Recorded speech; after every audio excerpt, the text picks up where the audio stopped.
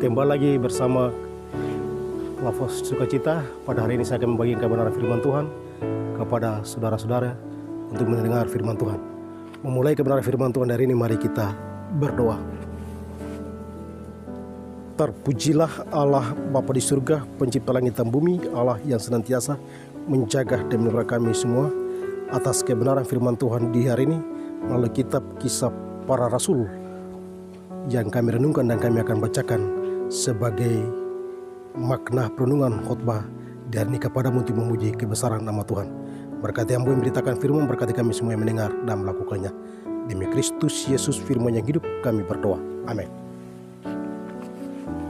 Kebenaran firman Tuhan di hari ini dari Alkitab Perjanjian Baru, Kisah Para Rasul pasal 26 ayat 12 hingga ayat yang ke-23.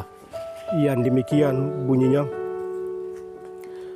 Paulus menceritakan pertobatan dan panggilannya.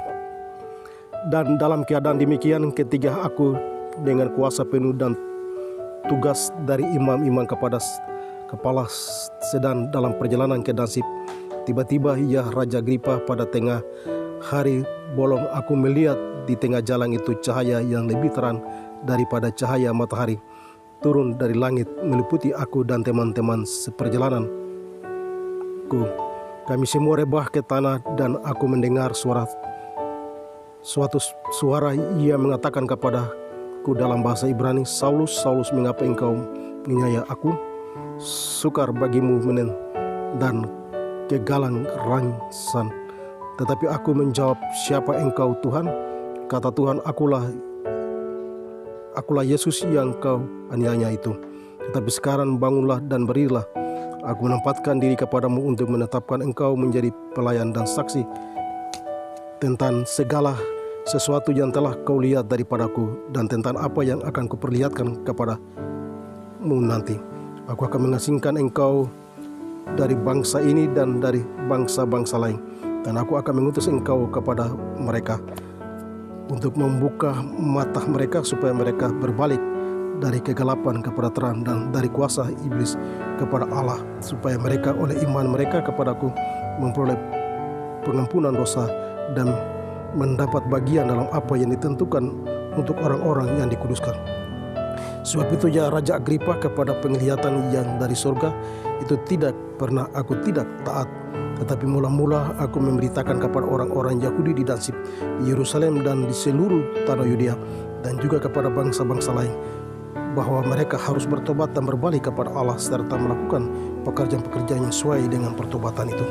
Karena itulah orang-orang Yahudi menangkap aku di baik Allah dan mencoba membunuh aku, tetapi oleh pertolongan Allah aku dapat hidup sampai sekarang dan memberi kesaksian kepada orang-orang kecil dan orang-orang besar.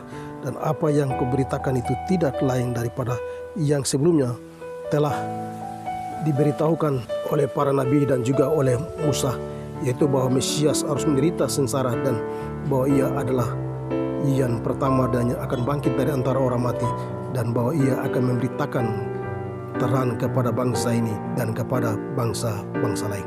Demikian pembacaan firman Tuhan. Yang dikatakan berbahagia saudara-saudara dan saya, tidak saja kita mendengar firman Allah, tapi kita melakukan firman-Nya dalam hidup dan kehidupan kita hari lepas hari. Saudara-saudara yang terkasih dalam Yesus Kristus, kita patut mengucap syukur dan kebaikan Allah dalam memasuki bulan yang baru. Kita berada di tanggal 2 Maret 2021. Kita meninggalkan bulan Februari, tapi juga ada janji dan berkat Tuhan bagi kita di bulan yang baru. Kita yakin dan percaya Tuhan bersama kita, sekalipun kita berada di minggu-minggu sengsara Tuhan Yesus, dan kita ikut terus menderita bersama dengan Dia yang punya kita dan kita punya Dia. Sebagaimana Allah telah memilih kita dan Allah telah menetapkan kita menjadi orang-orang pilihan Allah, tapi juga menjadi orang-orang kudus di hadapan Allah. Saudara-saudara yang terkasih dalam Yesus Kristus, firman Tuhan di hari ini Kisah Para Rasul pasal 26 ayat 12 hingga ayat yang ke-23 dengan tema khotbah memaknai perjumpaan dengan Yesus.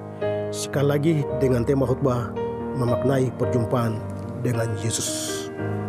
Saudara-saudara yang terkasih dalam Yesus Kristus, ayat 12 sampai dengan ayat 19. Sebelum menjadi Paulus adalah Saulus. Dalam keadaan ketiga, ia harus kembali dalam sebuah perjalanan yang begitu panjang dalam misi kerajaan Allah bersama dengan teman-teman yang lain dalam konteks pemberitaan firman di hari ini, dan dia ada dalam sebuah perjalanan misi kerajaan Allah. Ketiga, Paulus dalam sebuah perjalanan begitu panjang, dan ia perlu adalah seorang tokoh dan sosok yang pernah juga menjadi pembunuh orang-orang Kristen yang juga mengaku Yesus Kristus sebagai Tuhan dan Juru Selamat. Dalam sebuah perjalanan pulang ketiga dari Yerusalem menuju Damsyik, dalam keadaan demikian ketiga kuasa penuh dan tugas imam-imam yang sedang dalam perjalanan itu, ia mendapat tanda dan ia harus bersama-sama dengan teman dapat cahaya yang turun dari langit yang begitu terang seperti matahari, dan ia meliputi cahaya itu dan mereka rebah dan jatuh. Ketika mereka jatuh dan mereka tersinggung dan mereka harus bangun, dan ketiga pertanyaan itu datang dari pribadi Paulus, dan ia akan menyatakan, dan kami semua rebah ke tanah dan mendengar suara yang mengatakan kepada kami dalam bahasa Ibrani, Saulus, Saulus, mengapa engkau menganiaya aku? Sukar bagimu menentang segala rancang. Tetapi ia menjawab, siapakah engkau Tuhan?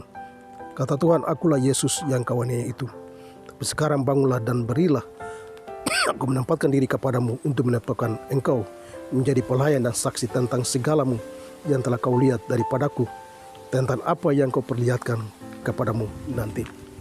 Itu berarti Paulus menyadari apa yang ia lakukan selama dalam misi pekabaran Injil. Itulah yang salah ia melakukan, yang tidak berkenan di hadapan Allah. Ia sebagai seorang sosok yang juga sebelum ia bertobat adalah sebagai Saulus, yang ia sosok yang juga sebagai pembunuh orang-orang Kristen.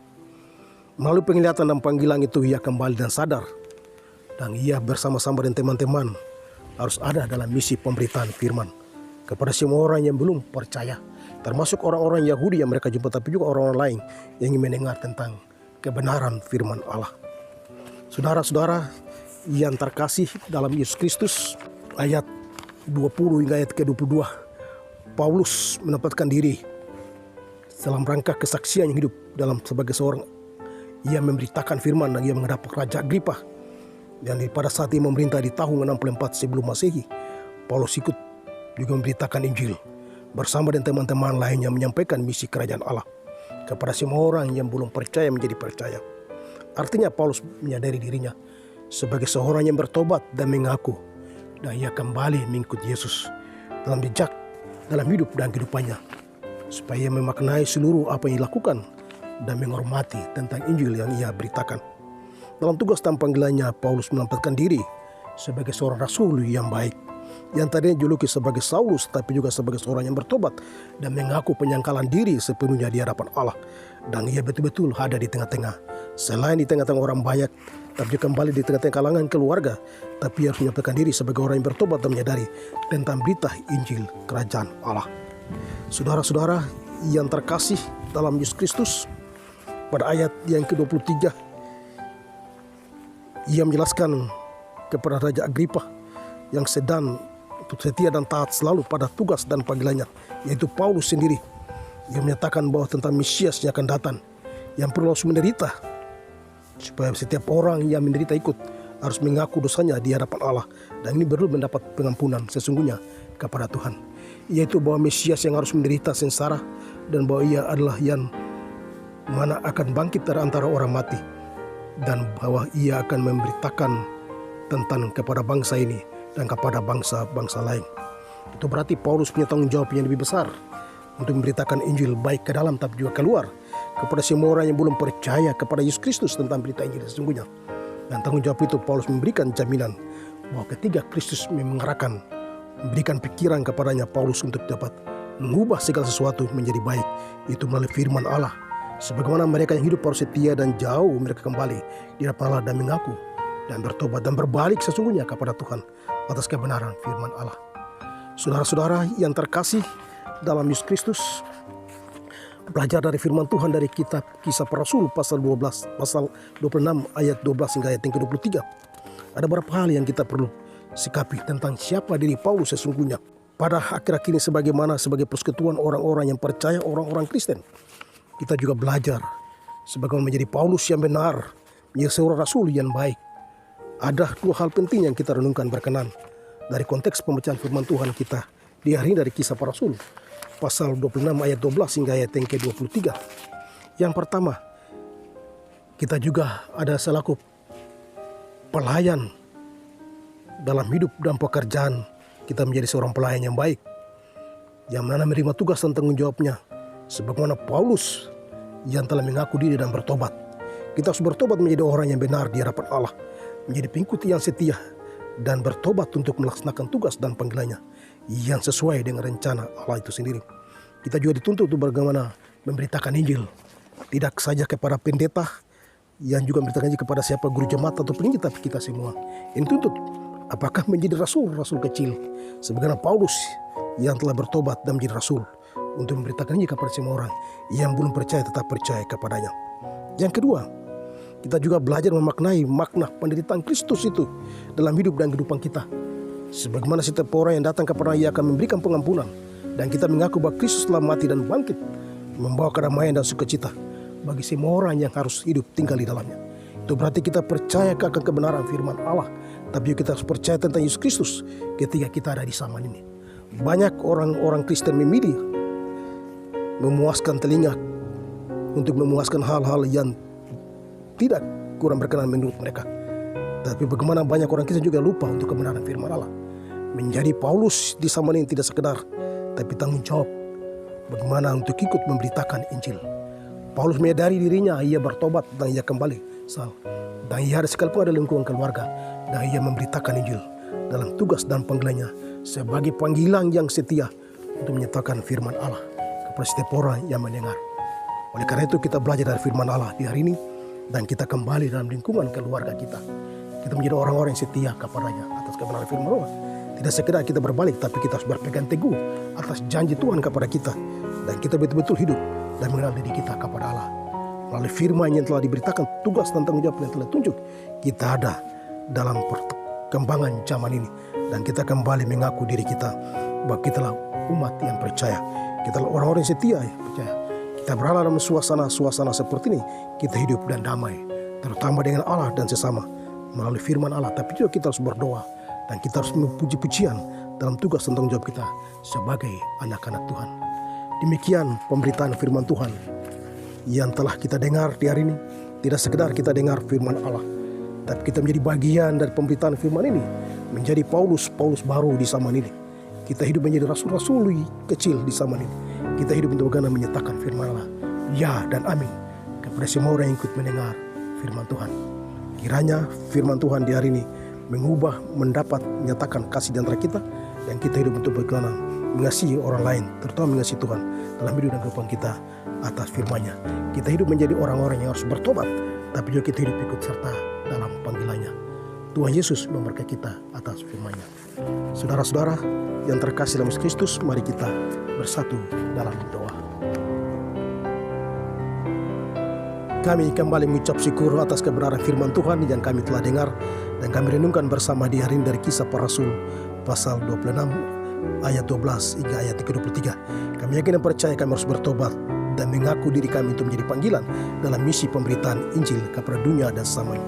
Kami yakin dan percaya bahwa kami dalam belajar dari pengalaman Paulus yang tadi kami tidak menjadi pembunuh orang-orang kita, tapi kami menjadi pengikut Kristus yang setia, dan kami menyadari bahwa Tuhan datang dan menyatakan kedamaian bagi kami semua yang rela dan mati dan bangkit agar kami hidup damaikan dalam pengampunan dosa yang kami buat dalam hidup dan kehidupan kami. Kami berdoa dan menyerahkan kami sebagai kru Klavos Sukacita yang hari ini kami ada di lokasi di tempat garam ini. Tuhan berkati kami semua supaya kami hidup dan setia selalu dalam bergandeng tangan tanpa membedakan satu sama lain, tapi kami adalah sahabat-sahabatmu dalam Klavos Sukacita. Anak-anak kami, teman-teman kami dalam kru yang bersedia untuk bekerja dan mempersiapkan semua, Tuhan memberkati mereka, memakai mereka dari alat dari satu kendaraan ke tempat kendaraan yang lain supaya mereka tetap hidup setia dan melayani Tuhan. Berkati kami semua supaya kami tetap ada dalam tugas dan tanggung jawab kami sebagai hamba-hambamu, sebagai pelayan, tapi juga sebagai anak-anak Tuhan. Dan tetap menjaga hubungan kami yang baik terutama dengan Tuhan dan sama. Berkati kami pribadi rumah tangga kami sebagai keluarga hamba-hamba Tuhan yang baik. Jika kami ditapar dan dicamaki oleh apapun, Kami serahkan hidup kami sepenuhnya kepada Tuhan, karena Tuhan melihat hati kami. Tidak melihat ganteng dan tidak melihat cantik kami, tidak melihat kata dan perbuatan kami, tapi hati kami yang Tuhan lihat dalam hidup dan kehidupan kami semua. Sebentar kami akan mulai meninggalkan depan Tuhan menyertai kami dalam perjalanan yang sebuah rang. Tuhan berkati kami semua agar kami tiba dan selamat. Inilah doa dan ungkapan syukur yang kami bawakan di hari ini. Ampunkanlah segala dosa kami ya Tuhan. Demi Kristus Yesus Tuhan Juru Selamat kami berdoa. Amin. Shalom. Tuhan memberkati kita.